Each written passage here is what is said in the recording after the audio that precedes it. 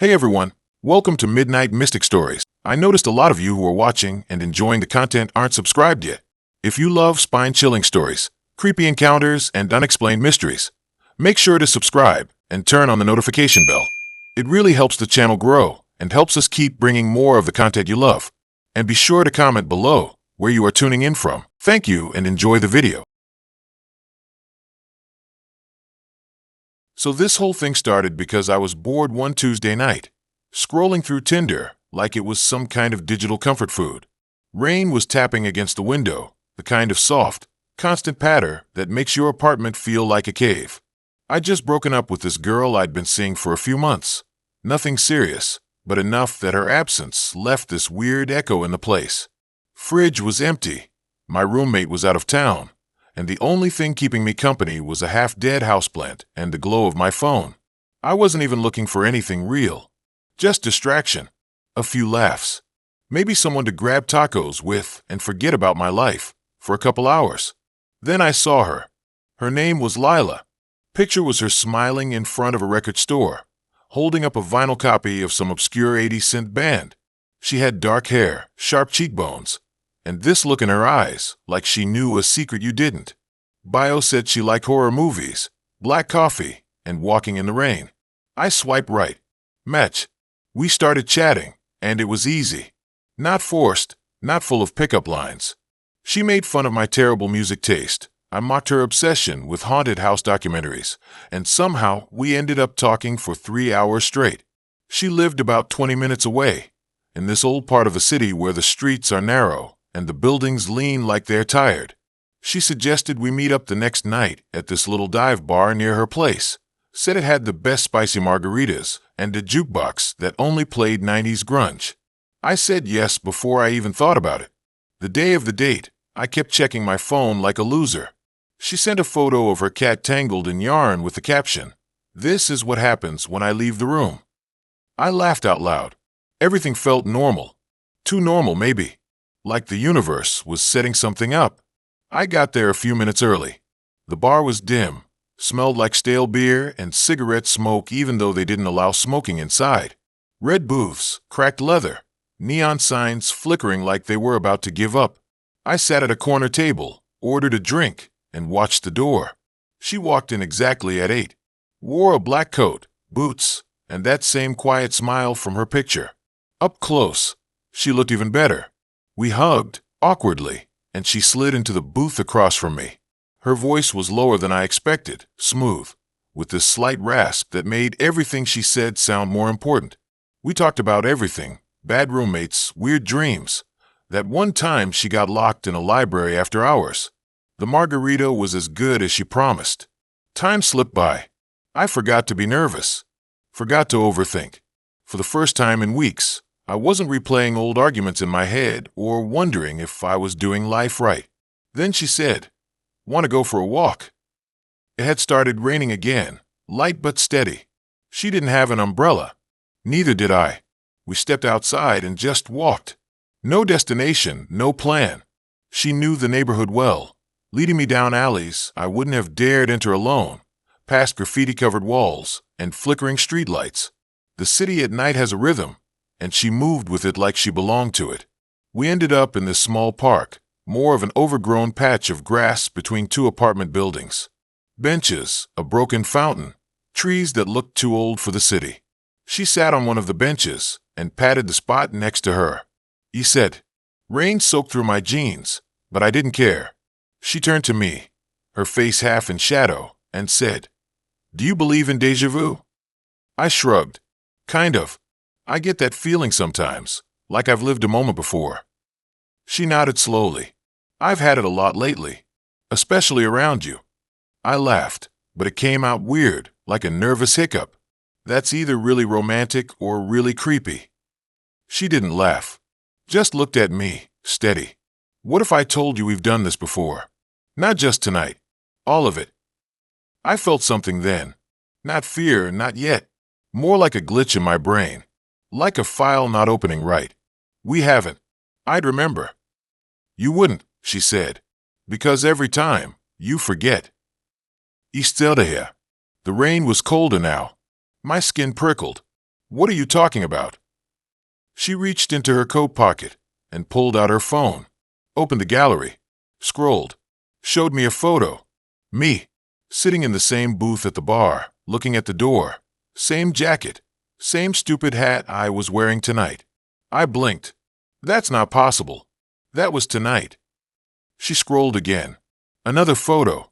Us, walking down the alley, same clothes, same rain. Then another. The bench. Me, laughing at something she said. My chest tightened. You've been following me? No, she said. I've been waiting. For what? For you to remember. I stood up. This isn't funny. It's not a joke, she said calm, like she'd done this 100 times. We meet. We go to the bar. We walk. We come here. And then you leave. And you forget. And I start over.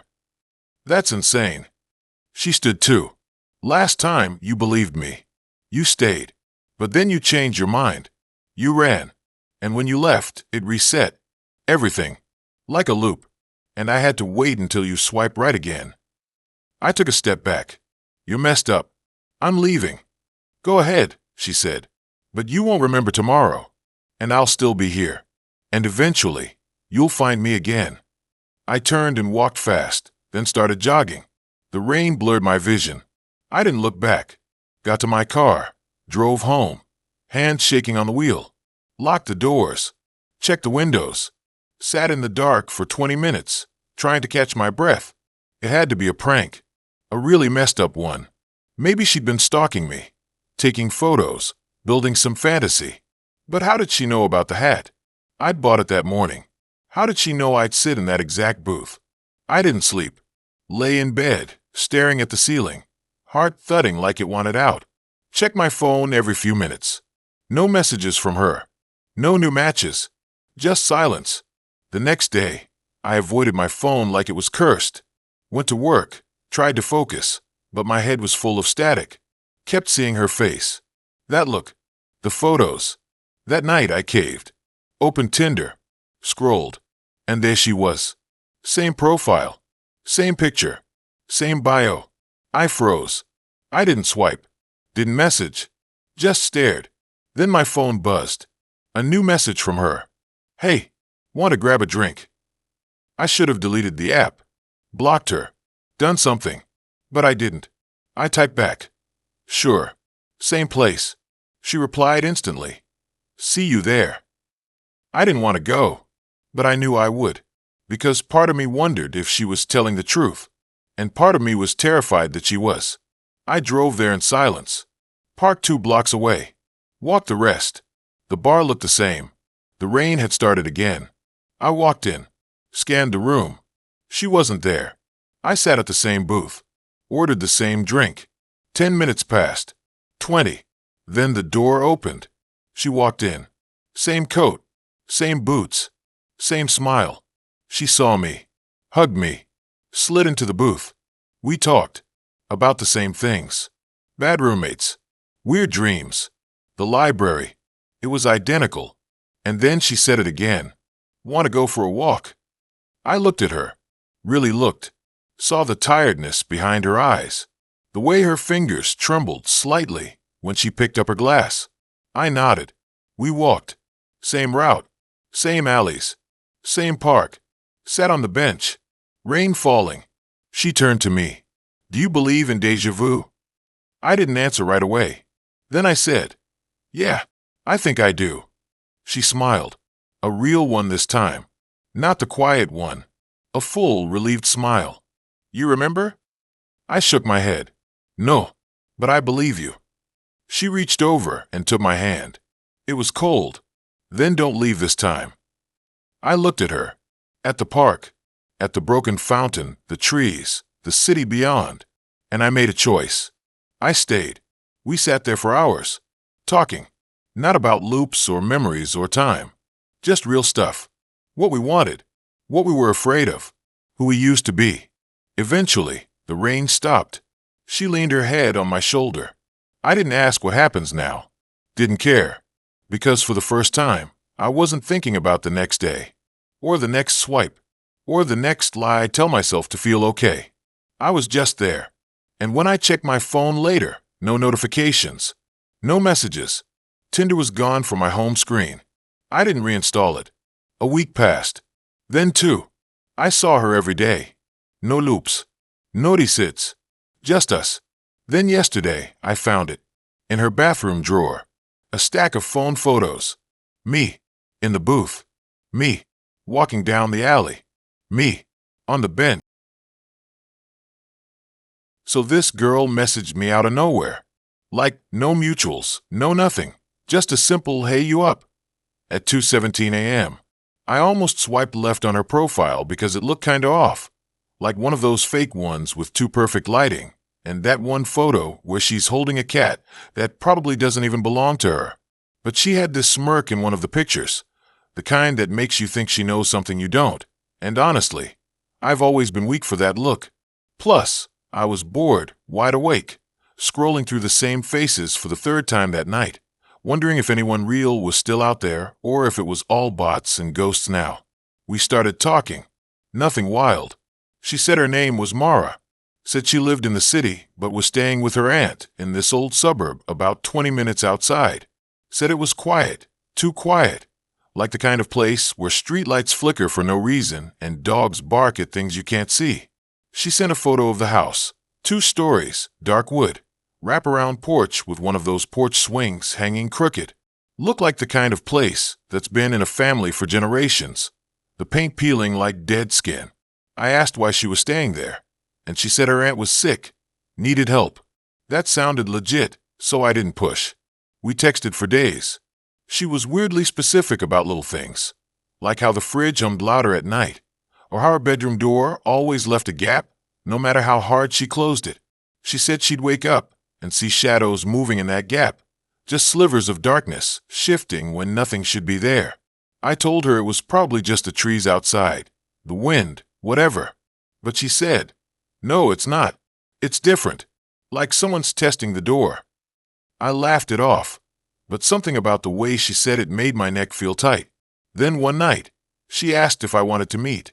Said she was tired of texting, wanted to see if we clicked in real life. I said sure, why not? We agreed to meet at this gas station on the edge of her town, quiet, well-lit, public. I drove there in my beat-up Civic, windows down, music low, trying to ignore the weird buzz in my chest. When I pulled up, she wasn't there yet. I waited, checking my phone, watching the pumps like they might tell me something. After 10 minutes, my phone buzzed. Sorry, I'm here. Look behind you. I turned. There was no one. Just the empty lot behind the station. A few trash bags blowing in the wind. I texted back. Where? She said, look again. I'm right there. I scanned the area again, slower this time. Then I saw her, standing behind one of the support beams near the entrance, half in shadow. She waved. I waved back, got out, and walked over. She was exactly like her photos, maybe even better, tall, dark hair, that same smirk. But her eyes were off. Not crazy or anything, just flat, like she wasn't all the way present. We got in my car. She smelled like lavender and something else, something sharp, like cleaning chemicals. I asked where she wanted to go. She said, back to the house. It's quieter there. I hesitated. I didn't know her, and the house sounded like the opening scene of a horror movie. But she smiled and said, you can park in the driveway. We don't have to go inside if you don't want to. So I agreed. The drive was quiet. She didn't talk much, just stared out the window, tapping her fingers on her knee in this uneven rhythm. I tried to make small talk, music, weather, stupid stuff, but she gave short answers, like she was distracted. After about 15 minutes, she pointed to a narrow road off the main street. Turn here. I did. The street had no lights, just moonlight filtering through thick trees. The road was cracked and overgrown, like it hadn't been used in years. I started to feel that tightness in my chest again. Her aunt's house looked worse up close. The paint was flaking in long strips, the windows were grimy, and the porch swing swayed slightly even though there was no wind. She said, park here. So I did, right in front of the steps. She didn't move, just sat there, still staring out the window. I turned off the engine. The silence was instant, heavy. No crickets, no cars, nothing. Just the faint creak of the swing. Then she said, "You ever feel like someone's watching you when you're alone? Not just watching, but waiting?" I didn't answer. She turned and looked at me. Really looked at me. For the first time since we met. "My aunt wasn't sick," she said. "She died 3 years ago. I've been living here alone since then."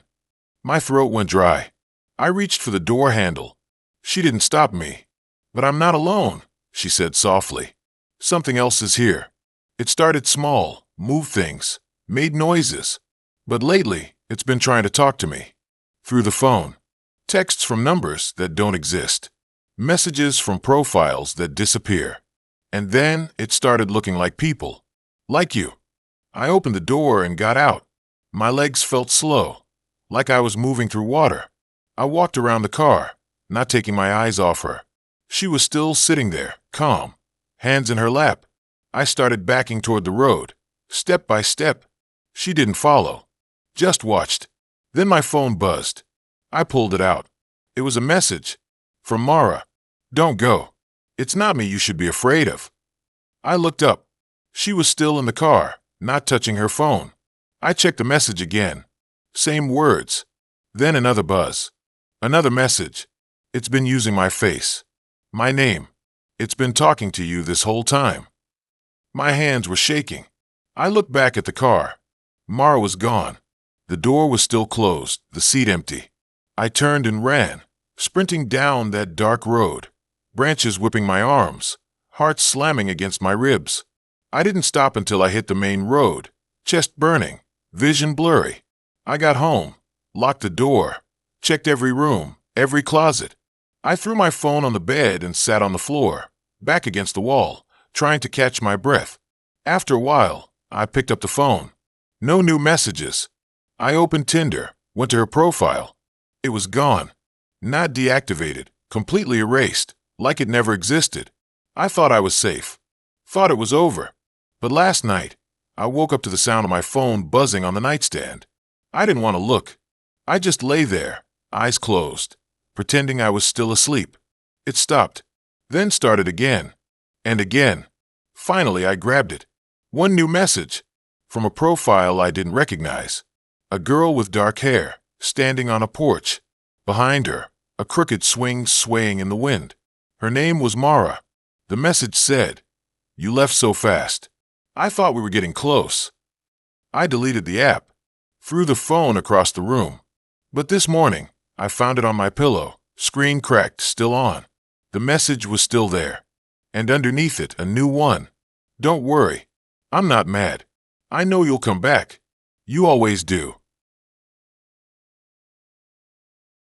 I never thought swiping right on a girl named Mira would be the last normal thing I ever did. Not because she was weird. She wasn't, at least not at first.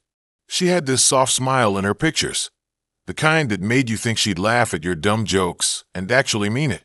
Brown eyes, messy bun, always in nature, hiking trails, lakes, that kind of stuff.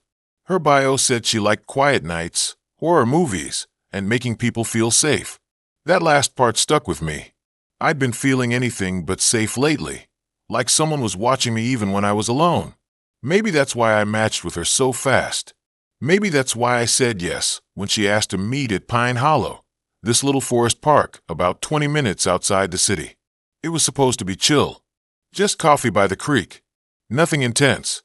The drive there felt longer than it should have. The GPS kept glitching, rerouting me through back roads with no streetlights.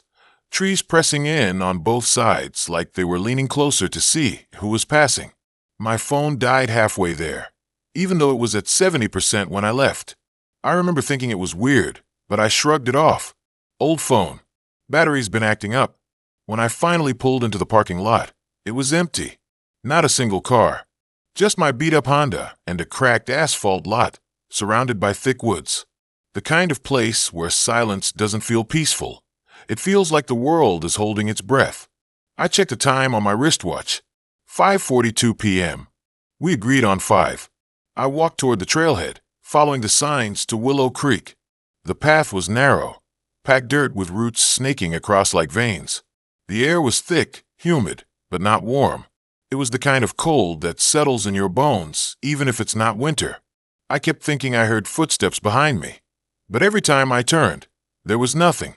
Just trees, shadows, and the occasional rustle of leaves. I told myself it was a squirrel, or the wind, but the wind wasn't blowing. I found her sitting on a flat rock near the water, wrapped in a gray hoodie, hands wrapped around a thermos. She looked up when I got close, and for a second, I felt that same relief I saw in her photos. She smiled. Not big, not fake. Just enough to say, I see you, and you're okay here. I sat beside her. We small-talked about the weather, our jobs, how we both hated crowded bars. She talked slow, like she was choosing every word. Her voice was low, calm. It made me relax without trying. We walked along the creek after that, following it deeper into the trees. She said there was a hidden waterfall up ahead, something she found last time she came. I didn't care about the waterfall. I just liked being around her. She didn't ask the usual stuff, where I grew up, what I did on weekends, if I wanted kids. She asked if I ever felt like my memories weren't really mine, like someone else had lived them first. I laughed it off, said that sounded like a bad indie movie, but the truth was I had, for years. Little things, smelling pine trees, and suddenly remembering a cabin I'd never been to, or hearing a lullaby my mom never sang. I never told anyone. Not until her. She nodded like she already knew. Said some people carry echoes. That places remember things, and sometimes people do too. I thought she was being poetic. Then she stopped walking and looked at me. Really looked. Not in a creepy way. More like she was seeing past my skin. She said, "You've been here before. Not in this body. But you were here." I froze. Not because it was scary. Because it felt true. Like she'd just said something I'd been trying to remember for years. She started walking again, and I followed, my chest tight. The trees got thicker. The light dimmed. It wasn't sunset yet, but it felt like it. Like the forest was swallowing the sun. We came to a small clearing with a ring of stones in the center. Moss-covered, half-buried. She stepped inside and turned to me. "This is where it happened," she said. "You died here." I laughed. A nervous, shaky laugh. "Dude, what are you talking about?" But she didn't laugh back. She just stared. And then she said it again. "You died here. 10 years ago. Drowned in the creek during a storm. Your body was never found. But you didn't leave. You've been walking around, thinking you're alive, but you're not. You're stuck. And I'm not Mira." She pulled back her hood. Her face, that wasn't the same. Not wrong, not monstrous. Just different. Older. Tired. Like she'd been waiting forever. She said her name was Lena. She was the one who found me. Tried to save me. But the water was too strong. She couldn't pull me out. She's been coming back every year on the anniversary. Hoping I'd remember. Hoping I'd let go. I backed up. My heart wasn't racing. It wasn't beating at all. I realized that. No pulse in my neck. No breath in my lungs. I hadn't taken a breath since I got out of the car. The memories hit like a truck. Zen. Cold. Slipping on the rocks. The creek rising fast. My hand reaching out. A girl screaming my name. Then black. I looked down at my hands. Pale. Blue at the edges. Translucent in the fading light. I wasn't alive. I hadn't been for 10 years. Mira was never real. Just a shape Lena wore to make me comfortable. To make me come back. She told me I could stay. Keep walking, keep pretending. But the longer I did, the weaker I got. The more I forgot. Soon, I wouldn't remember my own name. I'd just be another echo in the trees. Or I could let go. Step into the light she carried in her hands, soft golden, like dawn through leaves. I looked at the creek. The water was calm now. Clear. I could see the rocks at the bottom. One of them was jagged. The one I slipped on. I stepped toward it. Lena didn't follow. She just waited. I knelt by the edge and touched the water. It didn't feel cold. It didn't feel anything. I thought about my apartment, my job, my friends. All of it fake. Built on a lie I didn't know I was living. The texts, the laughs, the mornings waking up, none of it real. Just me clinging to a world that moved on without me. I stood up. Lena held out her hand. I took it. The forest didn't disappear. It changed. The trees brightened. The air warmed. The creek sparkled. And for the first time in 10 years, I took a breath. Then I opened my eyes. I'm sitting in my car again. Parking lot. Pine Hollow. 5:42 p.m. Phone fully charged. GPS working. No sign I ever left the car. I check my hands. Normal. Warm. Alive. I laugh. Loud. Relieved. It was a dream. Just a stupid, intense dream. I must have dozed off while waiting. I grab my coffee from the cup holder, still warm, and head for the trail. Halfway down the path, I see her. Mira. Sitting on the rock. Hood up. Smiling. My stomach drops. But I keep walking. She looks up as I approach. You're late, she says. You sit beside here. Yeah, I say. I guess I fell asleep in the car. She nods, sips from her thermos. Cold out here, I say. It always is, she says. For people like us. I never thought swiping right on a random profile would lead to me sitting in my car outside a gas station at 2 in the morning. Engine off. Hands gripping the steering wheel like it's the only thing keeping me from floating away. The streetlights flicker every few seconds, casting long shadows that stretch and twist across the cracked asphalt. My phone screen glows in the dark, the last message still open. Asterisk, you're here, right? I see your car. Asterisk, but I didn't tell him I was driving a black Honda. I didn't tell him anything about my car. It started 3 days ago. I was bored, scrolling through Tinder like always, half watching a show in the background. Not really looking for anything serious. Just something to pass the time. Then I saw him. His name was Alex. Clean-cut, short brown hair. A faint smile like he knew a secret. His bio was simple. Into long walks, bad horror movies, and honest conversations. Nothing weird. Nothing that screamed red flag. We matched within seconds. At first, it was normal. We joked about how every profile says they love travel, but their photos are all taken within a 10-mile radius. We bonded over our mutual hatred of pineapple on pizza. He sent a voice note once, deep voice, calm, not too smooth, not trying too hard. I liked that. He asked about my job, my family, my favorite book. Nothing invasive, just normal stuff. But then, slowly, the questions got specific. Do you live alone? What's the layout of your apartment like? Do you lock your windows at night? I laughed it off at first. Just flirting, I thought. Playing into some kind of creepy role play. But the way he asked, it wasn't playful. It was careful. Like he was collecting data.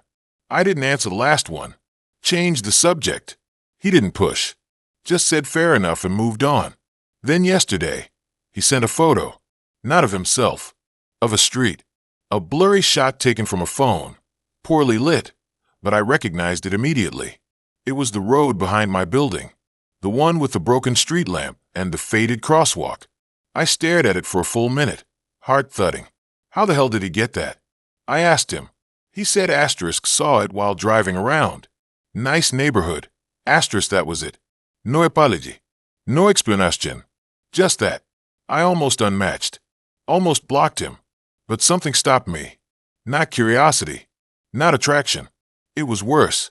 It was this stupid, nagging feeling that if I blocked him, he'd still know where I was. Like he'd already figured me out. So instead, I played along. Asked him what he was up to. He said he was going to this little gas station off Route 9. Late night snacks. Wanted to meet up. Said it was a neutral place. Public. Safe. I told him I'd think about it. But I went. Not because I wanted to see him. Not because I trusted him. I went because I needed to prove to myself that I wasn't losing my mind. That he wasn't watching me. That the photo was just a coincidence. That I was just being paranoid. Now I'm here. The gas station sign buzzes like a dying insect. The convenience store inside is open, but the clerk hasn't looked up once. Just sits there, head down, probably on his phone. My phone buzzes again. Another message. Asterisk, you're stalling. I can see you breathing on the windshield. Asterisk. I freeze. My breath does fog the glass slightly. I hadn't even noticed. I wipe it with my sleeve, slow, trying not to move too fast. My eyes dart to the side mirror. Nothing behind me. Just empty road. I check the rear view. Same. No cars. No movement. The parking lot is nearly empty.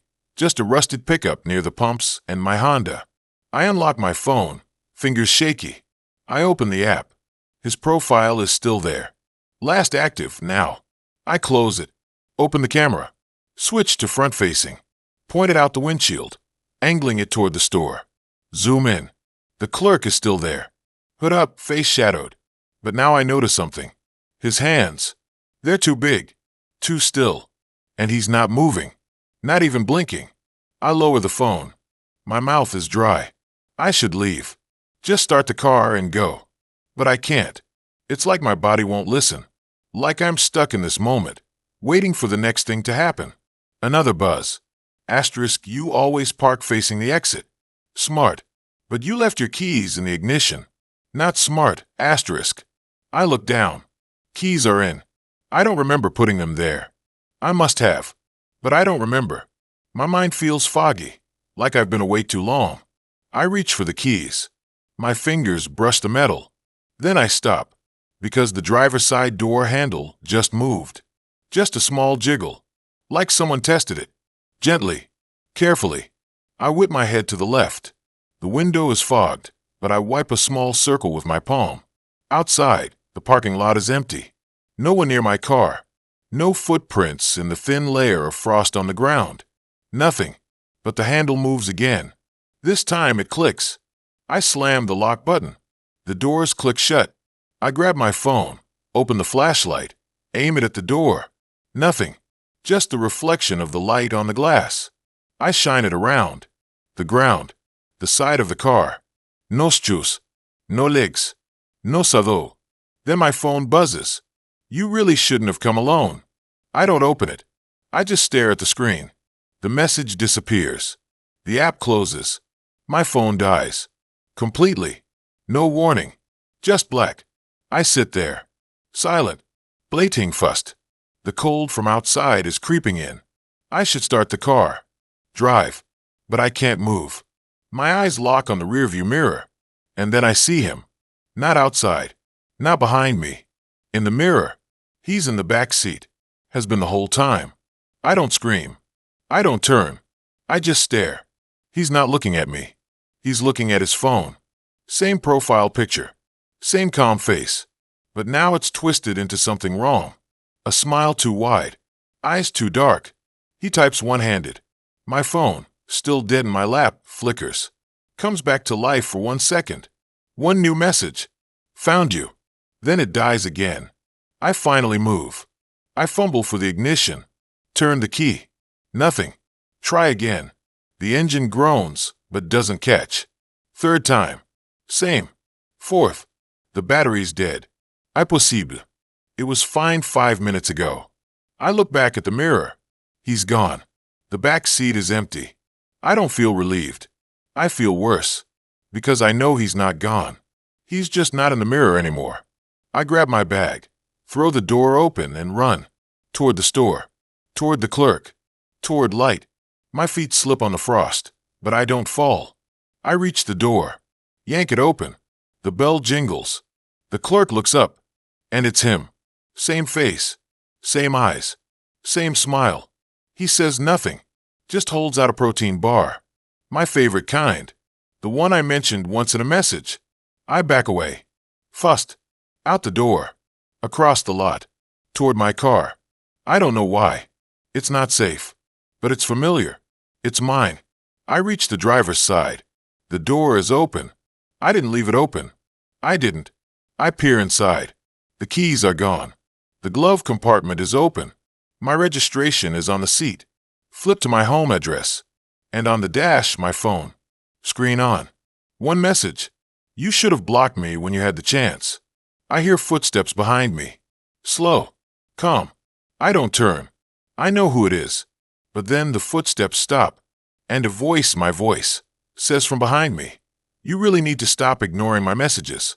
I freeze. That wasn't him. That was me. I turn. And I'm standing there. Me. Same clothes. Same face. Same fear in the eyes. But smiling. And in his hand, my phone. The real one. The one that never died. The one that's been sending messages to me this whole time. And I realize I wasn't the one swiping. I wasn't the one chatting. I was never the user. I was the profile. And he was never the match. He was the app. I never thought a stupid app could mess me up this bad. Not even horror movies do it to me like this. I've watched all those dumb found footage flicks where some idiot goes into a basement with no lights, and I'm always yelling at the screen like, why would you go down there? But this was different. This wasn't some haunted house with creaky stairs and flickering lights. This was real. This was my life. And it started with a swipe. It was a rainy Thursday night, the kind where the sky feels like it's pressing down on the city. I was sitting on my couch, hoodie pulled up, phone in hand, scrolling through Tinder like I always do when I can't sleep. The usual mix, some gym bros flexing in front of mirrors, girls posing with their dogs, a few artsy types holding books I've never heard of. Then I saw her. Her name was Lila. Her first pic was her standing in front of a neon sign that said Midnight Diner in pink cursive.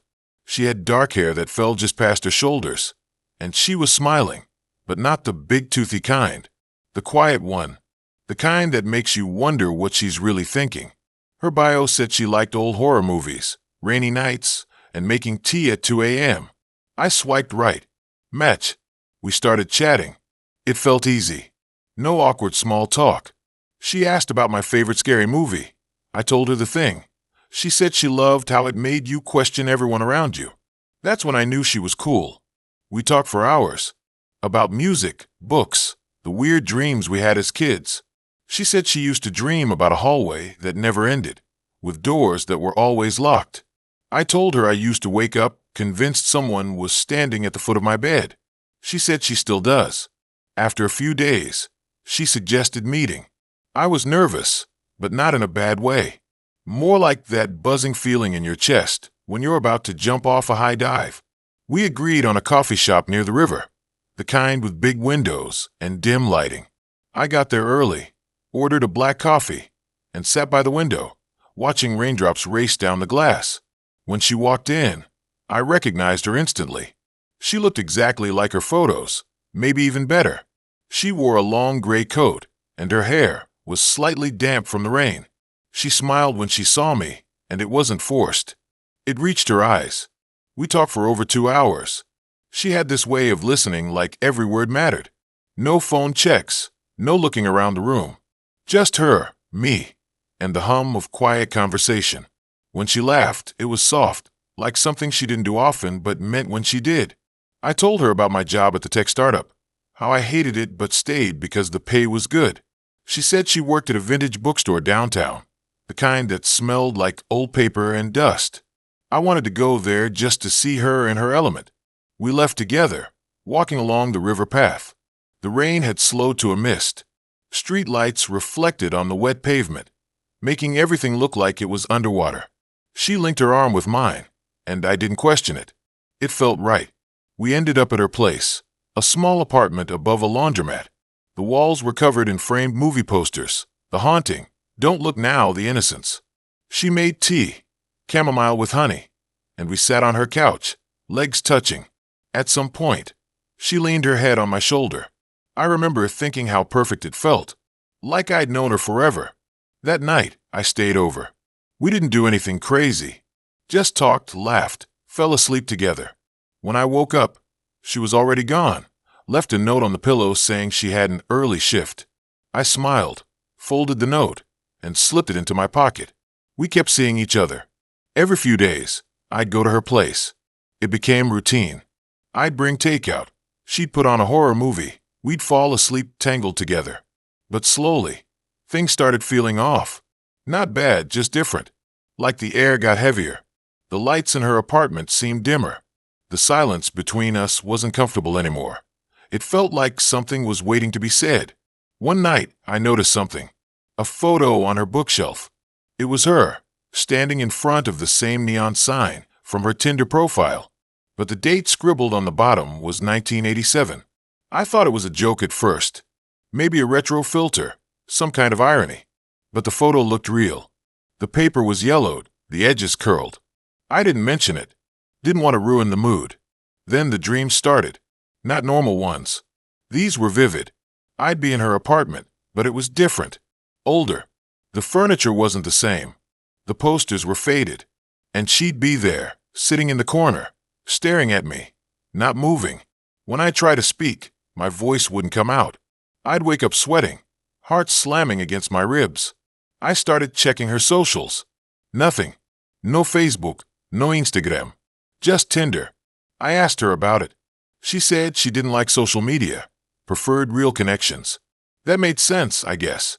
But still, it felt like trying to grab smoke. Then I saw the news article. I was scrolling through local headlines when I saw it.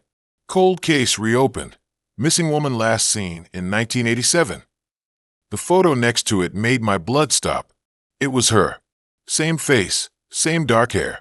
The article said her name was Lila Hart, 23. Last seen leaving her shift at a bookstore near the river. She vanished. No body. No suspects. Just gone. I stared at the screen. My hands wouldn't stop shaking. I looked at the photo again. The neon sign behind her, Midnight Diner. It was still there, but the article said the diner closed in 1991. I checked Google Maps. The building was still there, but it was a laundromat now. The same one under her apartment. I drove there that night. The laundromat was closed, dark except for a flickering fluorescent light above the door. I looked up at her window. The lights were off. I knocked. No answer. I tried the door. Unlocked. I shouldn't have gone in, but I did. The stairs creaked under my weight. The air was thick, like walking through syrup. Her door was slightly open. I pushed it. The apartment was empty. No couch. No posters. No tea mugs. Just bare walls and dust. But on the floor, right where the couch used to be, was a single photograph. Me. Sleeping. Taken recently. I flipped it over. On the back, in neat handwriting, "You're the first one who stayed." I ran. Didn't look back. Got in my car. Drove home. Locked every door. Checked every room. I didn't sleep. Just sat in the dark, staring at the walls. A week passed. I didn't answer her messages. Didn't open Tinder. I thought it was over. Then, last night, I woke up to the smell of tea. Chamomile. Honey. I followed it to the kitchen. On the counter was a steaming mug. Next to it, a note. Same handwriting. "You left without saying goodbye." I turned around. She was standing in the doorway. Same gray coat. Same quiet smile. But her eyes, they weren't looking at me. They were looking through me. Like I was already gone. I didn't scream. Couldn't. My body wouldn't move. She stepped forward, reached out, touched my arm. Her fingers were cold. Not just cold. Like ice. Like they hadn't felt warmth in decades. I don't know how long I stood there. Minutes? Hours? When I finally blinked, she was gone. The tea was still hot. The note was still there. I'm writing this now because I don't know how much time I have. I can hear her moving around the apartment. Not walking. More like gliding. The lights keep flickering. My phone died. The front door is locked, but I don't think that matters. She doesn't need doors. I just checked the mirror. My reflection, it's not alone. She's behind me. Smiling. She's not a ghost. She's worse. She's lonely. So I never thought I'd be the kind of guy to meet someone on Tinder. I mean, sure, I've swiped a few times out of boredom, matched with a couple girls, chatted for a bit, but it always fizzled. Nothing serious. Nothing even close to real. But then I saw her. Her name was Lena. Her profile was simple, just 3 photos. One of her laughing in front of a coffee shop, another at what looked like a music festival with fairy lights in the trees, and one close-up, where she's staring right at the camera, like she already knows you're looking. Her bio said, "I like quiet places, long walks, and people who don't talk too much." That last part made me laugh. I swiped right, matched instantly. We started chatting that same night. It wasn't like the usual small talk, asking about jobs, favorite movies, all that boring stuff. She asked me what the last thing was that kept me up at night. I told her it was the sound of the wind hitting my bedroom window like fingers tapping. She said she loved that. Said she felt more alive when she was a little afraid. That kind of thing usually creeps me out. But with her, It felt different, like she actually meant it. We talked for hours. She lived about 30 minutes from me, worked part-time at a bookstore, and hated loud parties. We had a lot in common. Too much, maybe. After a week of texting, she suggested we meet. Not at a bar or restaurant. She said she'd rather walk. There's this old nature trail behind the high school, she said. It's empty after dark. No one goes there. I hesitated. Meeting in some secluded spot sounded sketchy as hell, but something about the way she said it, calm, almost inviting, made me say yes. The night of the meetup was colder than expected. I wore a hoodie and a beanie, drove to the trailhead, parked under a flickering streetlight. The entrance was blocked by a rusted chain-link fence with a gap wide enough to squeeze through. I walked in, phone flashlight on, gravel crunching under my shoes. Trees towered on both sides, their branches tangled like skeletons. The air smelled damp, like wet soil, and something else, something faintly sweet, like old fruit left out too long. She wasn't there. I checked my phone. 9:14 p.m. We said 9. I waited. 5 minutes. 10. No texts. No sign of her. I started walking deeper, the beam of my light bouncing off tree trunks, casting long shadows that moved when I wasn't moving. I called her name once. Just once. It echoed weirdly, like the forest swallowed half the sound. Then I saw her. She stood under a bent oak, arms at her sides, wearing a long gray coat that brushed her ankles. Her hair was darker than in the pictures, almost black, hanging straight down. She didn't smile, didn't wave, just stared. I waved, said hey, but she didn't respond.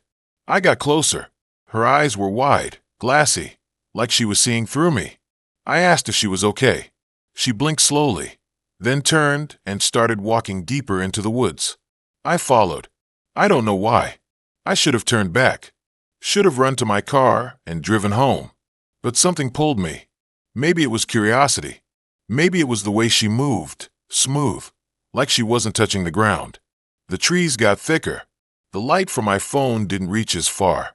I kept it aimed ahead, watching her coat sway with each step. We walked for what felt like 20 minutes, maybe more. No path, just broken branches and soft dirt. Then she stopped. We were in a small clearing. In the center stood an old stone well, half collapsed, covered in moss. She stood in front of it, facing me now. Still no smile. Still no words. I asked what this place was. She tilted her head, like I'd asked something strange. Then she reached into her coat and pulled out a small leather-bound book, held it out to me. I took it. The cover was worn, the pages yellowed. I flipped it open. Handwritten. Diaries. Dates from years ago. 2015, 2016. Same name on every page, Lena. Same handwriting. Same entries about loneliness, about watching people from windows, about how she liked the silence after everyone left. My stomach dropped. This wasn't her journal. It couldn't be. She looked 22, maybe. These entries were from almost a decade ago. I looked up. She was gone. I spun around. Nothing. Just trees. Just dark. I called her name again. Nothing answered. I shined my light around. No footprints. No movement. Just the well, silent and gaping. I should have left. I know that now. But I didn't. I walked to the well and looked down. The beam of my phone barely reached the bottom. Water. Still. Reflecting the light like a black mirror. I leaned closer. That's when I saw it. A face. Not mine. Hers. But not how she looked tonight. Younger. Pale. Eyes closed. Like she was sleeping under the water. I jerked back. Heart slamming. I dropped the journal. It fell into the well, landing with a soft plop. I stood frozen, staring at the spot where her reflection had been. The water was still again. Empty. I ran. No path. No direction. Just straight, crashing through bushes, branches whipping my arms. My breath came in sharp gasps. I didn't stop until I saw the fence. I squeezed through, jumped into my car, locked the doors, drove home with my hands shaking so bad I could barely grip the wheel. I didn't sleep that night. Kept checking my phone. No messages. Her profile was still up, but I couldn't message her. I tried swiping left, It didn't work. Swipe right again. Matched again. Same profile. Same photos. Same bio. I deleted the app. 2 days passed. I told myself it was a prank. A really messed up one. Maybe someone stole her identity. Maybe I hallucinated. But then I found the photo. On my phone. In my gallery. I didn't take it. I didn't download it. There it was, me. Standing at the well, looking down. Taken from behind. The timestamp said 9:47 p.m. The night I was there. I deleted it. It reappeared the next morning. I started seeing things. A figure in the backyard at night. A coat like hers hanging in my closet. My front door unlocked, even though I swear I locked it. I stopped going outside after dark. Stopped answering calls. My roommate thought I was losing it. Maybe I was. Then, last night, I heard scratching. From the bathroom. Soft, steady, like fingernails on tile. I stood outside the door. Hard in my throat. I opened it slowly. The mirror was fogged. Not from steam. The shower wasn't on. But there, in the center, someone had written, "You looked." I wiped it away. Turned on the light. The room was empty. I checked under the sink, behind the shower curtain. Nothing. I sat on the edge of the tub, trying to breathe. That's when I saw the journal. On the floor, next to the toilet. The same one. Leather-bound. Vet. Pages stuck together. I didn't touch it. I just stared. Then I noticed the last page was open. Fresh writing. Ink still damp. Asterisk, you're not the first. You won't be the last. They always look. They always come back. I remember your face.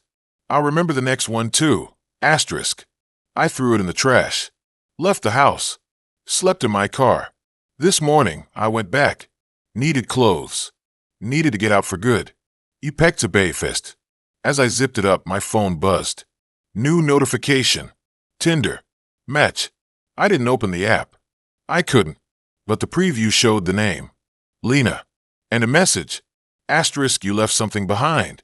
Come back. I'm waiting, asterisk. I drove to the trail.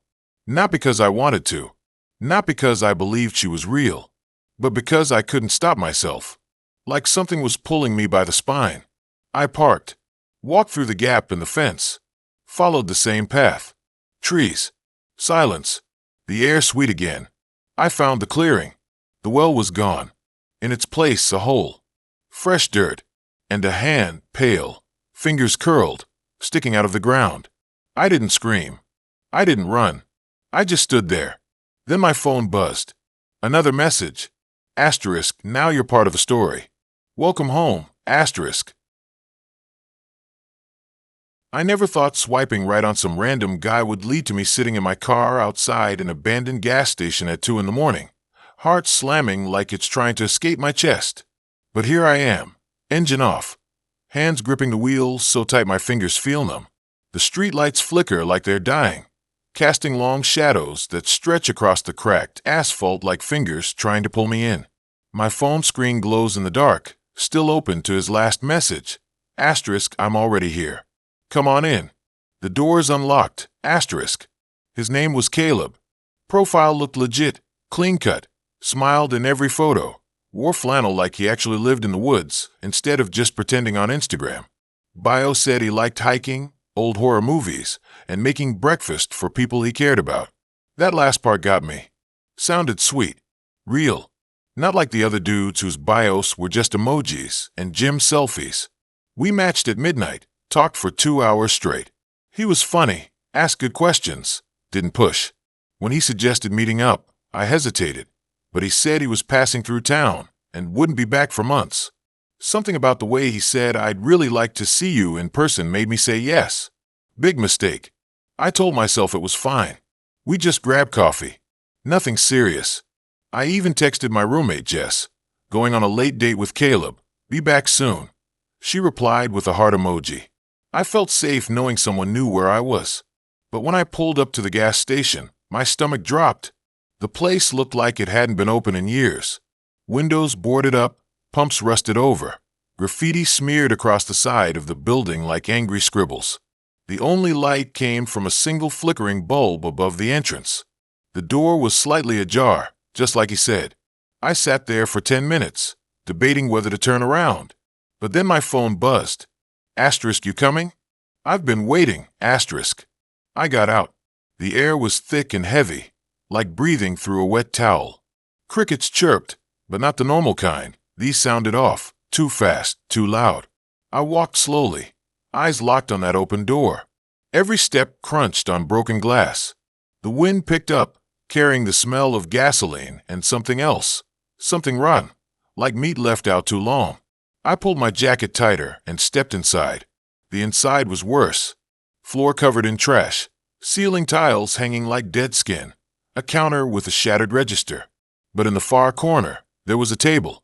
Clean, wooden, set with 2 mugs, a plate of cookies, a small candle burning low. And Caleb sat there, smiling. He looked exactly like his photos. Same brown hair, same green eyes, same soft voice when he said, "You made it." I forced a smile back, my nerves buzzing. Something felt off. Not himself, but the whole situation. The table was too clean. The cookies looked fresh. The candle flickered, but there was no breeze. We sat. He poured coffee from a thermos. I didn't drink it. I don't know why. I just couldn't.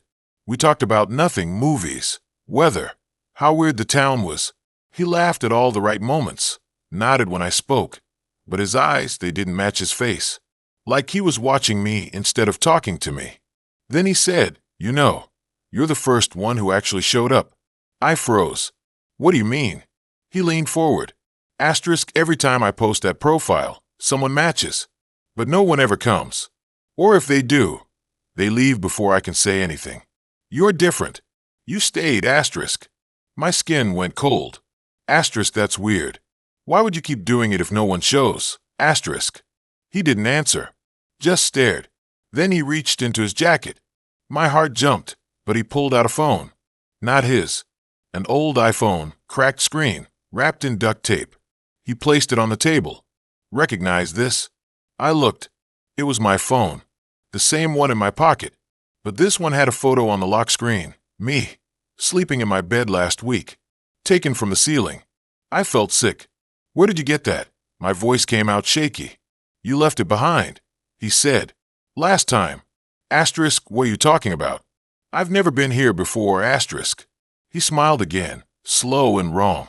"You say that every time." My breath came fast. I stood up. "I'm leaving." "You can't," he said, still sitting. "You haven't heard the best part." I backed toward the door. My hands were sweating. The air felt heavier, harder to breathe. I turned and ran, but the door slammed shut before I reached it. I pulled, pushed, kicked, nothing. The flickering light above buzzed louder, then died. Only the candle lit the room now. Caleb stood. Asterisk, every version of you says the same thing. Every version runs. But none of them make it out, asterisk. I backed into the counter, knocking over a stack of old receipts. "What the hell are you talking about?" He walked toward me, calm, like he'd done this 1,000 times. Asterisk, you don't remember, do you? That's the worst part. You come, we talk, you run. And then I reset it. The profile, the messages, the location. I bring you back. Again. And again. You're stuck in the loop. And you don't even know it, asterisk. I shook my head. Asterisco no. That's not possible. I would remember, asterisk. Would you? He tilted his head. Asterisk, how many times have you swiped right on me? How many late-night chats feel familiar? How many times have you driven here? Heart racing. Telling yourself it's just a date, asterisk. I thought back. The matches. The conversations. The way I always said yes, even when I knew I shouldn't. The dreams I kept having, this place, this table, this face. Waking up confused, like I'd lived something twice. You're lying, I whispered. He sighed, like I'd disappointed him. Look at your phone. I pulled it out. Opened the gallery. Scrolled. And there it was. A photo of me, asleep. Taken from above. Same angle. Same lighting. Same phone. But I never took that. My legs gave out. I slid to the floor. You've been here 7 times, he said. Asterisk 7 loops. Each time, you forget. Each time, I try to tell you. Each time, you run. And each time, I have to start over, asterisk. Why, I croaked. Why are you doing this? He knelt in front of me, close enough I could smell his cologne, pine, and smoke. Because I'm not the one trapped, he said. Asterisk you are. I'm just the one keeping you here. Someone has to make sure you don't leave. Not until you remember what you did. Asterisk. What did I do? He didn't answer. Just reached out and touched my forehead. And then images. Flashing. Fussed. Me driving. Then. Headlights. A figure in the road. Tires screeching. A body flying. Me getting out. Checking. No pulse. Panicking. Getting back in the car. Driving away. And the face. Caleb. Not the one in front of me. The real one. Dead. On the side of the road. And I left him. I gasped, jerking back. Asterisco no. No, that didn't happen. I would know, asterisk. You knew, he said. Asterisk, that's why you keep coming back. Guilt doesn't let go. It drags you here. Over and over. And I'm the consequence. The thing your mind made to punish you, asterisk. I stared at him. Not a man. Not real. Just a ghost. A construct. A memory-turned monster. I didn't mean to, I whispered. Doesn't matter, he said. Asterisk, you're still here. And you're not leaving, asterisk. The candle went out. Darkness swallowed the room. I felt him grab my arm. Cold. Not human. And then silence. Outside, the wind howled. The gas station stood empty again. Boards on the windows. Durchsichtigkeit. No signs of life. But on a cracked screen, deep in the woods, a phone buzzed. New match. His name was Caleb. Profile picture. A man in flannel, smiling. Bio. I like hiking, old horror movies, and making breakfast for people I care about. And somewhere miles away, a girl picked up her phone, yawned, and swiped right. So I downloaded Tinder again after like 6 months of swearing I was done with it. I don't even know why I went back. Maybe it was boredom. Maybe it was that stupid podcast I listened to where this guy met his wife swiping in a snowstorm. Yeah, right. I just wanted to see if anything had changed. Spoiler, it hadn't. Same faces, same bios with dumb quotes from The Office, same people pretending they love hiking when their idea of nature is a backyard with a grill. But then I saw him. His name was Daniel. Picture. One of those moody outdoor shots where the guy's looking off into the distance like he's in a car commercial. Dark hair, sharp jaw, wearing a black coat, standing in what looked like a forest clearing. No esmail. Not trying too hard. And his bio. Just 3 words. Not here for games, that's it. No corny jokes, no fluent in sarcasm. None of that crap. It felt real. Or at least, real enough to make me swipe right. Match. He messaged fast. Asterisk, hey. You seem different, asterisk. I rolled my eyes. Classic opener. But something about the way he said it didn't feel cheap. I replied something dumb like, so do you. That's why I matched. He didn't flirt, didn't ask for pics, didn't send a stupid meme. He just said, you ever been to the old water treatment plant on the edge of town? I hadn't. Never even heard of it. He said it was quiet, abandoned, perfect for talking without distractions. Said most people don't know it's even there. That's when I should have backed off. But I didn't. I was curious. And honestly, kind of flattered. He didn't seem like the type to waste time. So I said yes. We agreed to meet Friday night. I showed up in my beat-up Honda, parked at the edge of a dirt road, surrounded by trees, so thick the streetlights barely touched the ground. The air was cold and damp, the kind that sticks in your lungs. No cars. No noise except the occasional rustle in the bushes. I texted him when I got there. Asterisk made it. Where are you? Asterisk, he replied. Asterisk inside. Follow the lights, asterisk. There were no lights. I walked past the broken chain-link fence, stepping over cracked concrete and weeds taller than my shoes. The building loomed ahead, low gray, with boarded-up windows and pipes jutting out like broken bones. One window on the second floor had a faint glow. That had to be him. I climbed the rusted metal stairs, each step creaking like it might give way. My phone buzzed. You're close. I looked up. The light in the window blinked once, then went out. I stood there, frozen. My chest tightened. I told myself to turn around, but I didn't. I kept going. The door was half off its hinges, swaying slightly in the wind. Inside, the air was thick with dust and something else, metallic, like old pipes or maybe blood. I pulled out my phone, turned on the flashlight. The beam cut through the dark, revealing cracked tiles, graffiti, and long hallways that stretched into nothing. I followed the faint echo of dripping water. My breath came too fast. I told myself it was just the silence, just the weirdness of the place. But deep down I knew. Then I saw footprints. Fresh ones, in the thick layer of dust on the floor, leading down the hall. I followed. The walls were covered in peeling paint and strange symbols, circles with lines, like someone had been drawing rituals. I tried to laugh it off. Probably just kids messing around. But the footprints were too clean, too recent, and they were mine. Wait, no, I hadn't walked this far yet. I stopped. My light shook. I looked behind me. My own footprints ended 10 feet back, right where I turned the corner. These new ones, same shoe, same size, continued forward, like someone had walked them while I stood still. I backed up. My phone slipped from my hand, clattering on the floor. The light spun, casting wild shadows. In the flicker, I saw a figure at the end of the hall. Tall, still, wearing a black coat. Daniel. I grabbed my phone, heart slamming. When the light hit the spot again, he was gone. I ran. Not smart, not careful, just ran. Down the hall, through a broken door, into a massive room with a gaping hole in the center. A reservoir, maybe, long dried up. Pipes hung from the ceiling like vines. And there, in the middle, stood Daniel, facing the wall, not moving. I called his name. No response. I took a step forward, then another. My voice cracked as I said his name again. Slowly, he turned. Same face from the photo, same sharp jaw. But his eyes, they were wrong. Too wide, too dark, like they'd been stretched. And his mouth, when he smiled, it wasn't right. Too many teeth, too much gum. I stepped back. He didn't move, just kept smiling.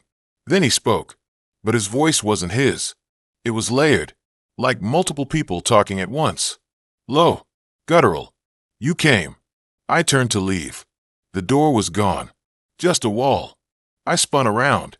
All the exits were sealed. Bricks. Fresh mortar. Like they'd been there for years. Daniel stepped forward, still smiling. You've been here before, he said. You just don't remember. I told myself it was gas. Carbon monoxide. Hallucinations. But the air was clean. My mind was sharp. Too sharp. And then the memories came. Not mine. His. Flashes. A man in this building. Years ago. Scared. Trapped. Begging. Then silence. Then hunger. A presence. Something that lived in the pipes. In the dark. Something that fed on loneliness. On people who came here looking for connection. It didn't kill them. It replaced them. Took their shape. Used their voice. And then it waited. For the next one. Daniel wasn't real. He never was. He was just a face it wore now. And I was next. I backed toward the reservoir. The hole was deep. Rusted ladders led down, disappearing into black water. My phone buzzed. I looked. A notification. Daniel has liked your profile. Impossible. I was already matched. Then another. Daniel has liked your profile. And another. And another. Hundreds of them. Flooding in. Names started appearing under his profile. Hundreds of names. All different. All with the same photo. All with the same bio. Not here for games. He'd been here a long time. Waiting. Choosing. Replacing. And now he wanted me to stay. I dropped the phone. It shattered on the concrete. I looked up. Daniel was closer. Still smiling. Still silent. The air got heavier. The walls seemed to breathe. I ran to the edge of the reservoir and started climbing down the ladder. Rungs cut my hands. Rust flaked off. I didn't care. I just needed to get away. Halfway down, the ladder stopped. Snapped clean. I dangled, feet kicking over darkness. Water below. Still. Black. Reflecting nothing. I looked up. Daniel stood at the edge, looking down. He raised his hand. Not to help. To wave. Then he stepped back. and vanished. I let go. Hit the water hard. Cold. Thick. Like swimming in oil. I kicked up, broke the surface, gasping. But the hole above was gone. Just solid concrete. No lather. No light. I was trapped. I swam in circles, screaming until my voice gave out. Then I floated. Exhausted. Freezing. Waiting. That's when I felt it. Something brushing my ankle. Soft. Deliberate. I kicked. Nothing. Then, from the dark, a glow. Faint. Blue. Like a phone screen. It floated toward me. A phone. Mine. But it wasn't broken. Screen bright. Tinder open. A notification. You've got a new match. I reached for it. The water moved. Something wrapped around my leg. Pulled. I fought. Kicked. Grabbed the phone. Pulled it close. The match was with me. My name. My photo. And the message. Asterisk hey. You seem different. Asterisk. I laughed. Then I stopped. Because I realized I wasn't scared anymore. And that's when I knew. It wasn't taking me. It was offering. A way out. A new voice. A new face. A new beginning. I stopped fighting. Let the water fill my lungs. And when I opened my eyes again, I was standing at the edge of the reservoir. Dry. Whole. Smiling. I checked my phone. One new message. You ever been to the old water treatment plant on the edge of town? So this happened last winter, right after I moved into that old 2-bedroom apartment above the Thai place on 34th and Maple. Rent was stupid cheap, like suspiciously low, but I wasn't about to question it. My last place got infested with something that left weird scratch marks near the baseboards, and I was desperate. The landlord, a guy named Carl, who wore the same faded flannel every time I saw him, said the previous tenant left in a hurry. Didn't say why. Just handed me the keys, mumbled something about the hot water being slow, and walked off like he was late for a funeral. The place wasn't bad, honestly. Kinda dusty, smelled like old books and wet carpet, but the floors were solid and the windows actually locked. First week was normal. I unpacked, set up my gaming rig, ordered too much food, the usual. Then I downloaded Tinder again. I know. But what else are you supposed to do when you're new in town and your social life is basically your Discord group and your cat miso? So I swiped. A lot. Mostly girls with dogs or holding wine glasses in front of string lights. Standard stuff. Then I matched with her. Her name was Elise. Profile was simple, just 3 photos. One of her laughing in front of a record store, another sitting on a park bench feeding ducks, and the last one was her holding a cup of coffee, looking off to the side like she was distracted by something. No selfies, no bikini pics, no filters. Something about her felt real. Her bio said she liked rainy days, black coffee, and horror movies. I messaged her something dumb like, "You seem way too normal for this app." And she replied with a single laughing emoji. We started talking. Not the usual small talk. We talked about how we both hated the sound of chewing, how we'd both seen a ghost as kids. Hers was in a basement. Mine was in a hotel mirror. How we both thought the world felt heavier lately, like it was holding its breath. We planned to meet at this little coffee shop near the river, the kind with mismatched furniture and a guy who plays sad acoustic covers on a loop. I got there early, ordered a latte, sat by the window. Rain started falling, slow at first, then heavy, turning the street into a gray mirror. 10 minutes late, then 20.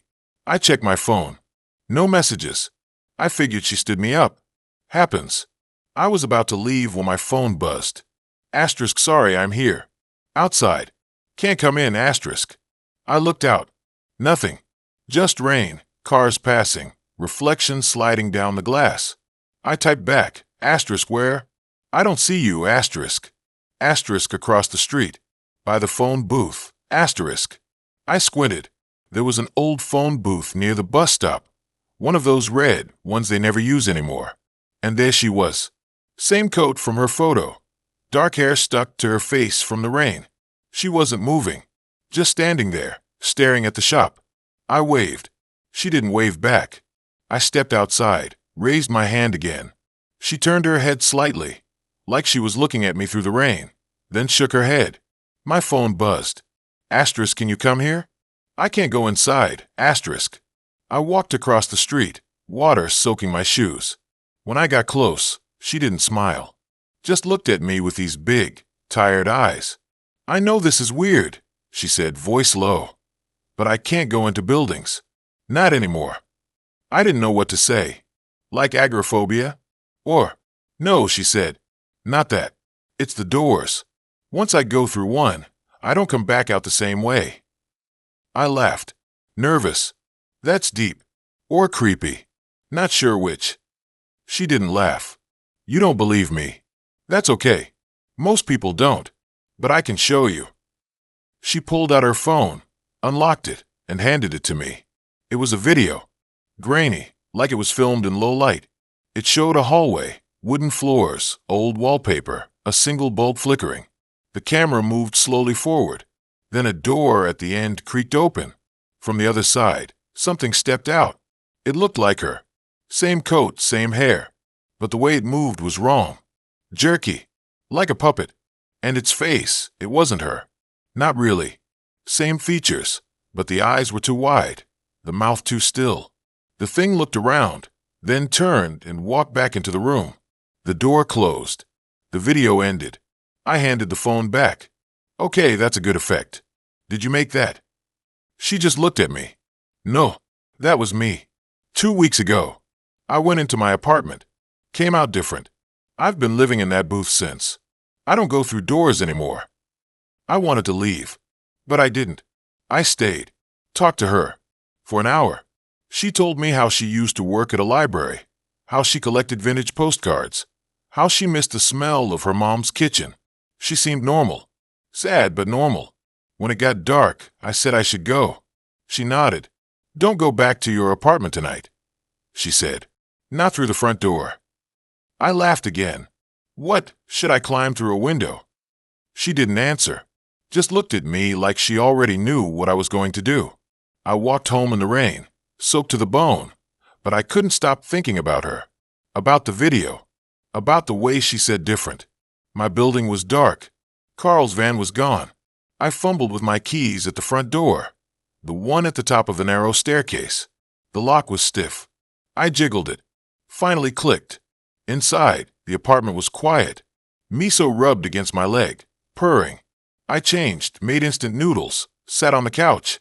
Everything felt normal. Too normal.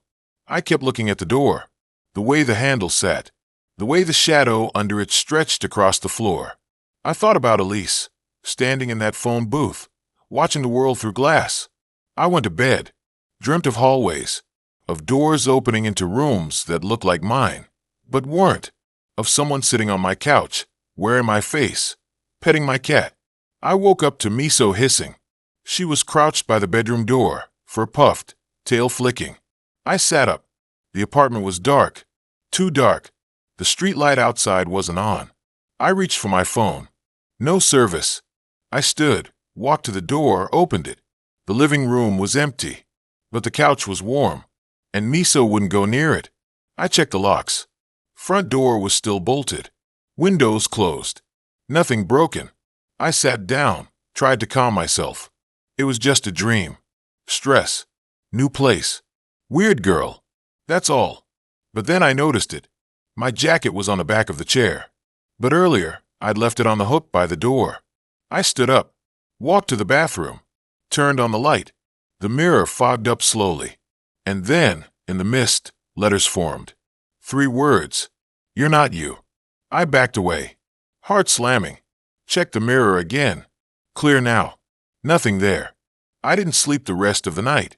Sat on the floor with Miso in my lap, back against the wall, staring at the front door. Morning came. Sunlight. Normal sounds. Cars. People. I checked my phone. Still no messages from Elise.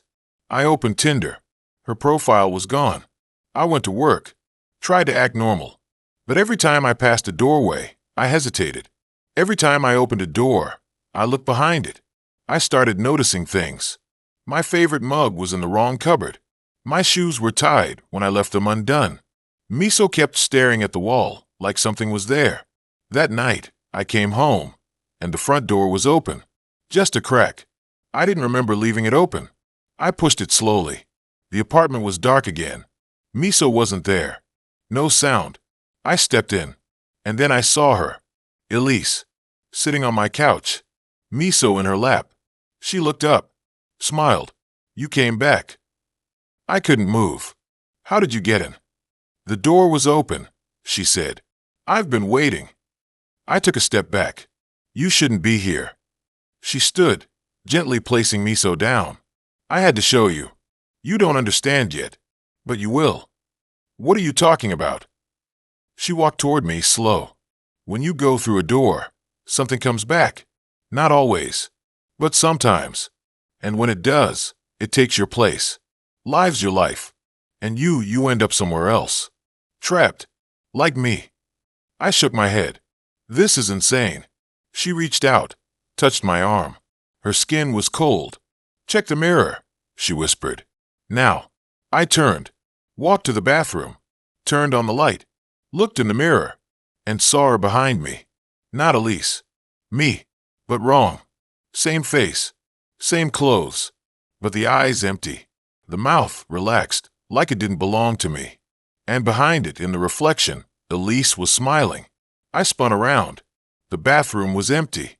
I looked back at the mirror. My reflection didn't turn. It stayed facing forward, staring at me. I backed out, heart in my throat. The apartment was silent. Miso was gone. The front.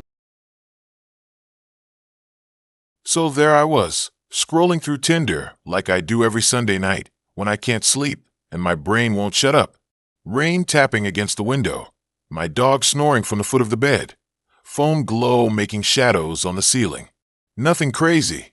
Just another night of swiping left on gym selfies and right on the occasional girl who actually looks real. Then I see her. Her name was Lena. Not super common, not trying too hard. Picture one. Her laughing in front of some old record store, messy bun, oversized denim jacket, holding a milkshake like she just stole it. 2. Her bare feet on a rooftop at sunset, city skyline behind her, no filter. The kind of photo that doesn't scream, look at me, but makes you look anyway. 3. Her cat, fat and unimpressed, sitting on a windowsill with a spider plant drooping beside it. Something about her felt quiet, like she wasn't trying to sell herself. That's rare. We matched. I sent a dumb opener about her milkshake, chocolate or vanilla. She said chocolate, obviously, because she has standards. We talked for 3 days. Not non-stop, not that desperate energy, but steady. She liked old horror movies, the kind with practical effects and bad lighting. She worked at a bookstore that closed at 8, lived in a walk-up in the West End, and hated cilantro with a passion that felt personal. I told her I fixed bikes for a living, lived alone, and once tried to adopt a raccoon. She laughed. Not the emoji kind. The actual, I can hear you through text kind. By Thursday, we agreed to meet. Coffee. Neutral ground. Nothing fancy. She picked the place, cedar and steam. This tiny spot tucked between a laundromat and a shuttered video store. Said it had the best oat milk latte in the city. I got there 10 minutes early. Always do. Sat by the window. Hands wrapped around a water cup I didn't order just to look busy. She walked in at 6:47, exactly. Wore the same denim jacket. Hair still messy. And yeah, she looked exactly like her photos. That was the first weird thing. How normal it felt. No guarnis. No fake smiles. We talked about dumb stuff, bad horror remakes, the way oat milk separates if you let it sit too long, why people named their cats after food. Her voice was low, calm, like she'd known me for years. I didn't notice the time until the barista started wiping down counters. She glanced at her phone, frowned slightly, then looked back at me. I should go. Early shift tomorrow. I nodded, said something about maybe doing this again. She smiled, not big, but real, and said, yeah, maybe. She left first. I watched her walk down the street, hands in pockets, disappearing around the corner. Felt good. Felt like something might actually happen. We started texting more. Not every hour, but enough. She sent me a photo of her cat, sitting on a stack of Stephen King paperbacks. I sent her a video of a bike chain I'd fixed that morning, greasy hands and all. She said it was weirdly hot. I believed her. 2 days later, she invited me over. Said she had a VHS copy of The Brood and wanted to know if I'd survive it. I said yes before she finished typing. Her place was exactly how I imagined. Small, lived in, bookshelves crammed floor to ceiling. Fairy lights tangled above the couch. The cat, Marmalade, stared at me like I owed him money. She made tea. We sat close on the couch, blanket over our legs, even though it wasn't cold. The movie started. I barely watched it. I was watching her. How she tucked her hair behind her ear. How she laughed at the parts that weren't funny. How she leaned into me when the creepy kid appeared. Halfway through, the power went out. Just like that. No flique. No warning. 1 second, the TV's on. The next, darkness. She didn't panic. Didn't even move. Happens sometimes, she said. Old building. Fuses blow if you run the heater and the toaster at the same time. I laughed, but it came out stiff. She reached for my hand. Her skin was cool. We sat there in the dark, listening to the hum of silence. No traffic. No distant sirens. Nothing. That's when I noticed the smell. Faint, but there, like wet earth and something sour, like milk left out too long. I didn't say anything. Didn't want to ruin the moment. After a while, the lights came back. She smiled, squeezed my hand, and said, "Wanna stay?" I said yes. "I stayed over." Slept on the couch. She brought me an extra pillow that smelled like lavender. I lay there for hours, listening to the creaks of the building, Marmalade's slow breathing from the armchair. At some point, I must have dozed off. Woke up to a sound, soft, rhythmic, like someone humming. I sat up. The hallway was dark. Her bedroom door was cracked. The humming came from inside.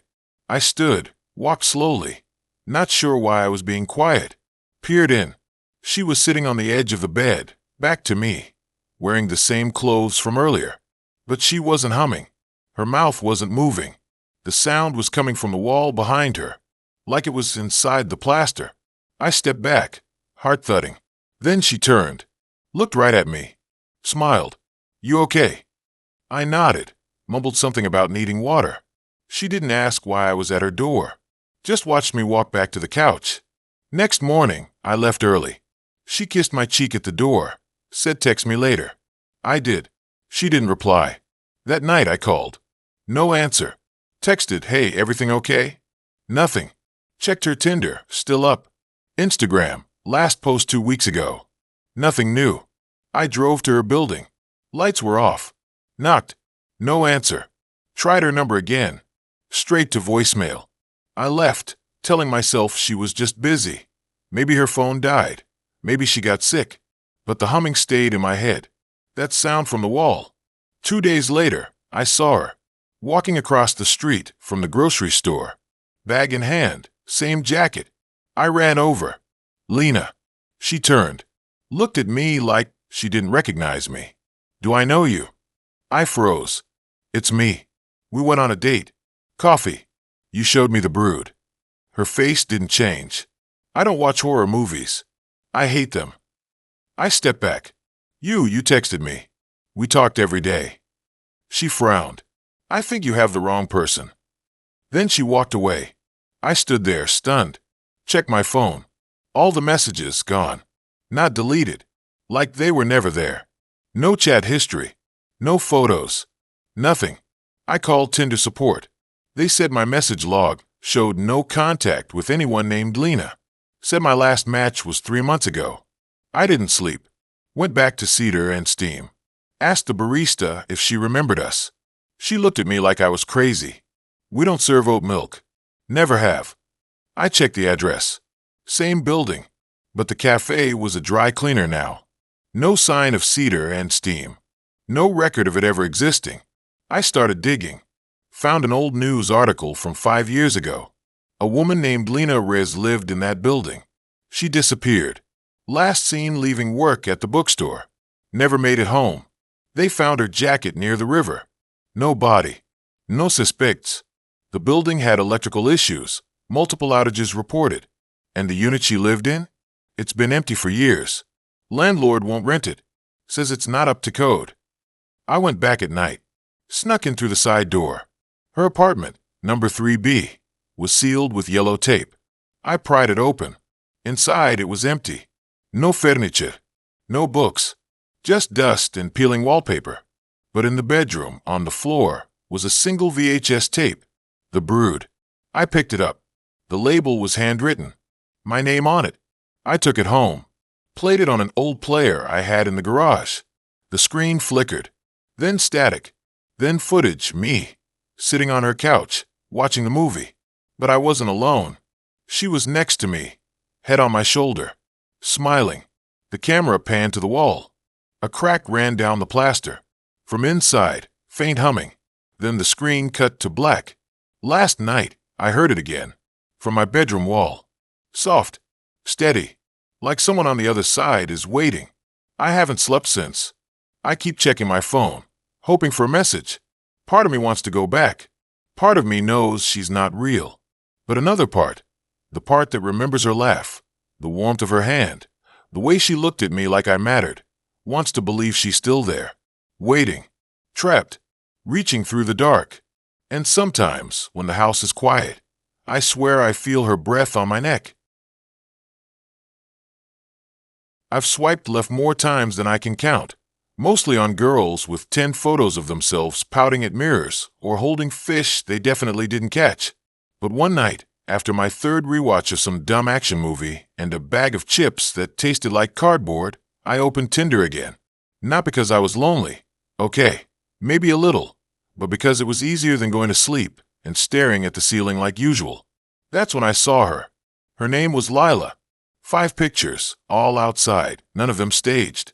One was her hiking in what looked like the Smokies. Another was her laughing at what had to be a dog park. And the last one was her sitting on a porch swing with a book in her lap. Sunlight hitting her hair like it was staged by a movie crew.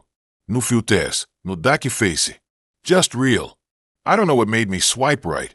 Maybe it was the way her eyes looked like they actually saw you, not just the camera. Or maybe I was just tired of eating alone. Match. She messaged first. Hey, you seem different. That's all. No emojis, no WYD. Nothing cringy. Just that. And somehow, that made it feel more real. We talked for days. Not the usual small talk about jobs or favorite foods. She asked about the last dream I remembered, whether I believed in déjà vu, if I ever felt like someone was watching me when no one was there. I told her about waking up once convinced there was a man standing in the corner of my room, how I'd stayed frozen, eyes open, until the sun came up. She said she felt that too. Not the man, but the feeling, like something just out of sight. We decided to meet. Not at a bar, not downtown, but at this little coffee shop near the river trail. She said she liked quiet places. I liked that she didn't suggest a crowded spot where we'd have to shout over music. I showed up early, ordered a black coffee, sat by the window, watched the water move slow and dark under the bridge. It was one of those fall afternoons where the air feels thick, like you're breathing through a sweater. The kind where shadows stretch too long even at 3 in the afternoon. She walked in exactly at 4, taller than I expected, wore a brown jacket, boots caked with dried mud. Her hair was longer in person, almost down to her waist, and it moved like it had its own rhythm. She smiled when she saw me, but it didn't reach her eyes. Not completely. There was something behind them, like a light behind a curtain. She sat, ordered tea, and we started talking. It felt easy. Too easy. Like we'd known each other for years. She told me she lived out near the old state park, that she worked from home restoring old photos. Said she liked being alone, but not lonely. I told her about my job at the auto shop, how I liked fixing things that were broken. She said that made sense. Said I had mechanic hands. We walked after, following the trail along the river. The sun dipped lower, turning the water orange, then red, then black. The trees leaned in like they were listening. She talked about how her parents died when she was young, raised by her aunt who never really cared. Said she learned to read people fast, to spot the ones who lied with their eyes. I believed her. There was something about the way she looked at me. Steady, like she could see past skin. Then she asked if I wanted to see where she lived. It wasn't far, she said. Just off the trail, down a dirt road most people didn't know about. I hesitated. I'm not dumb. I've seen enough true crime docs to know how this could go. But she wasn't pushing. Just asked. And I wanted to know more. Wanted to understand why her voice dropped when she talked about the woods. Why she kept glancing behind us, like she was checking for something. The road twisted, got narrower. Trees closed in. No streetlights, no houses. Just the sound of tires on gravel and the wind in the leaves. Her place was a small cabin, tucked behind a screen of pines. Old but not run down. Neat. Smoke curled from the chimney. She unlocked the door, let me in. Inside smelled like cedar and something else, earthy, damp, like soil after rain. There were books everywhere, stacked on shelves, on the floor, on a coffee table. A single lamp lit the room in warm yellow. No TV. No phone charging on the counter. Just silence, thick and heavy. She offered me tea. I said yes, more to be polite than because I wanted it. While she was in the kitchen, I looked around. Noticed a photo on the wall. Black and white, faded. A little girl standing in front of a tree, arms stretched wide.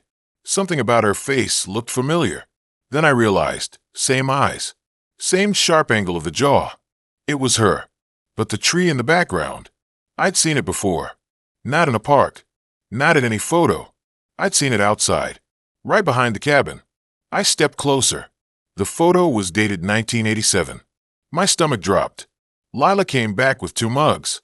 I didn't take mine. Just pointed at the picture. How old are you? I asked. She didn't answer right away. Just set the tea down. Looked at the photo. Then at me. I'm not from here, she said. Not from now. I laughed. Nervous. Thought she was joking. But she wasn't smiling. I died in these woods, she said. When I was 8. My aunt said I wandered off during a picnic. They found my jacket caught on a branch near the river. Never found me. I backed up. Hit the wall. My heart was slamming, but not from fear. From something deeper. Like recognition. You're not real, I said. I am, she said. Just not alive. I've been here since. Waiting. Watching. I don't know why I can't leave. But sometimes people come. People like you. Who feel the same way I did. Who see things in the dark. I thought of the man in my room. The feeling of being watched. The dreams where I'm running through trees, bare feet on cold ground. You've been in my house, I whispered. She nodded. Not to hurt you. Just to be near someone who feels it too. I should have run. But I didn't. I couldn't. Because for the first time in my life, I wasn't alone. And that was scarier than anything.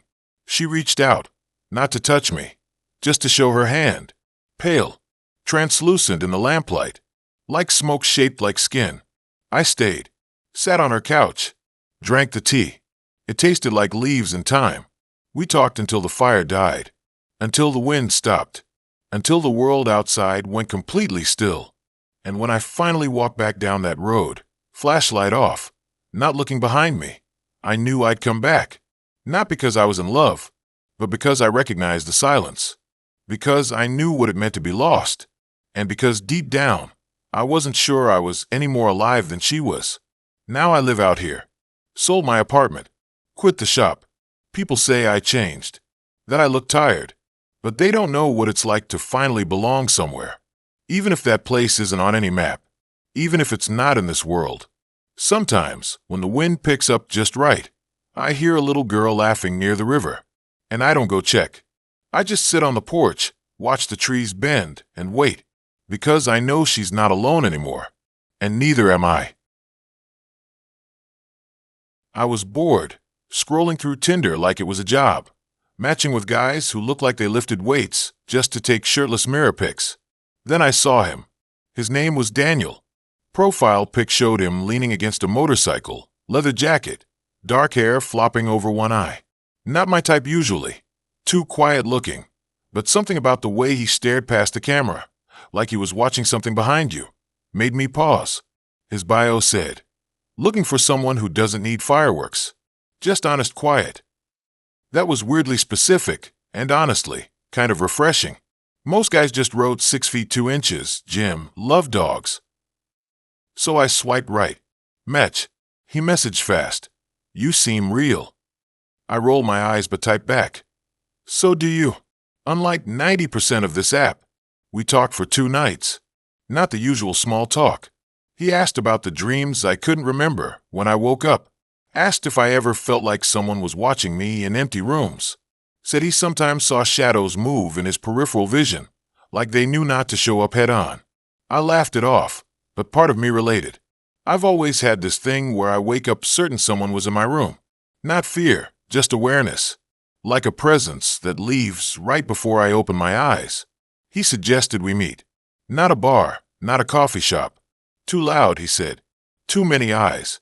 Instead, he picked a place, Harlow Station, an old gas station off Route 9, shut down since the early 2000s. It's quiet, he said. No one goes there. We can just talk. I hesitated. Meeting a stranger in a ghost station in the middle of nowhere? That's how horror movies start.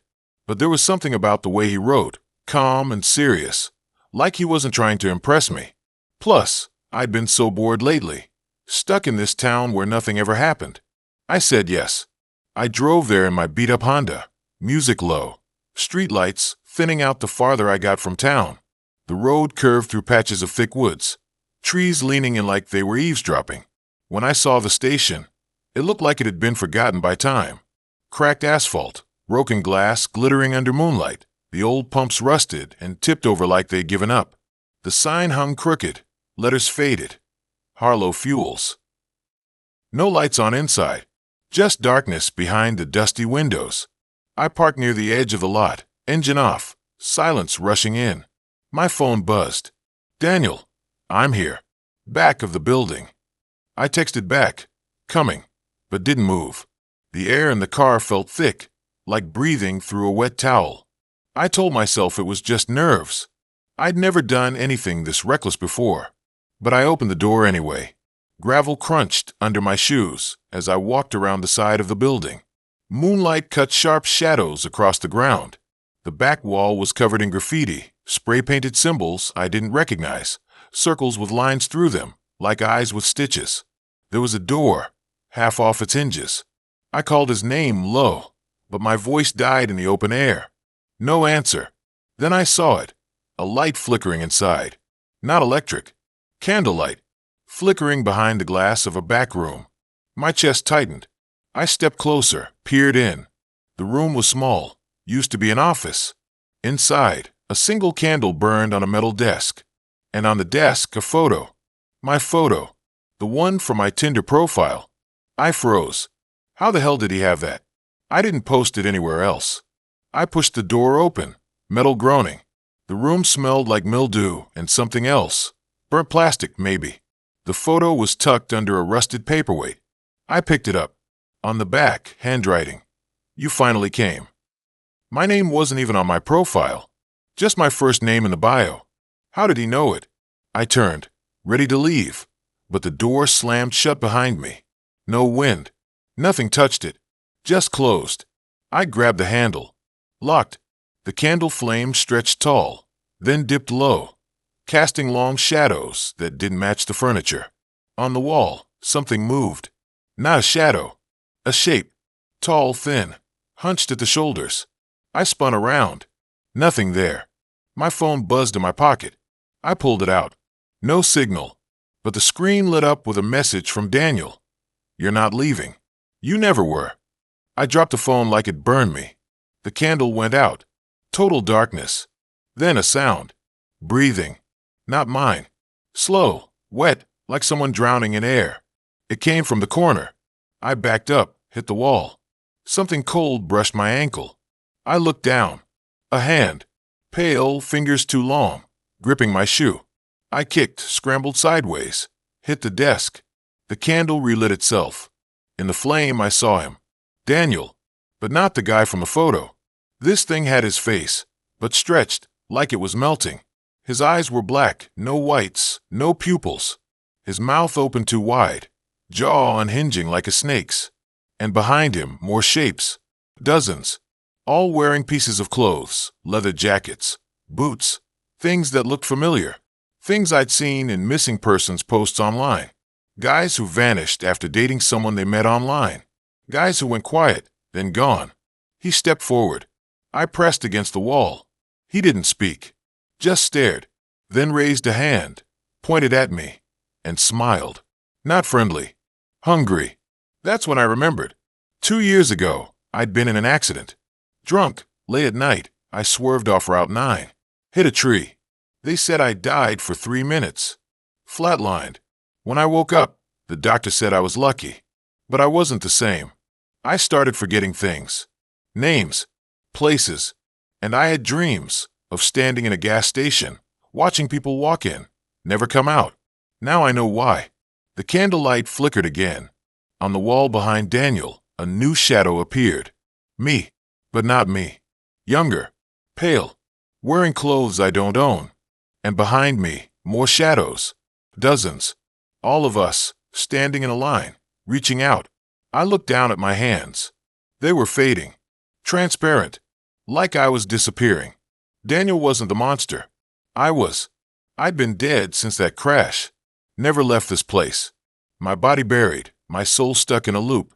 Drawn to the station every time someone like me, lonely, bored, curious, showed up. I thought I was the one being hunted. But I was part of the hunt. We all were. The app. The messages. The quiet. It wasn't Daniel pulling people in. It was me. The candle burned low. The room filled with whispers, voices of the ones who came before, the ones who never left. And I could feel it now, the pull, the need. Another notification. A new match. A new name. Another person driving down Route 9, phone glowing in the dark, about to make the same mistake. The door creaked open, and I stepped forward.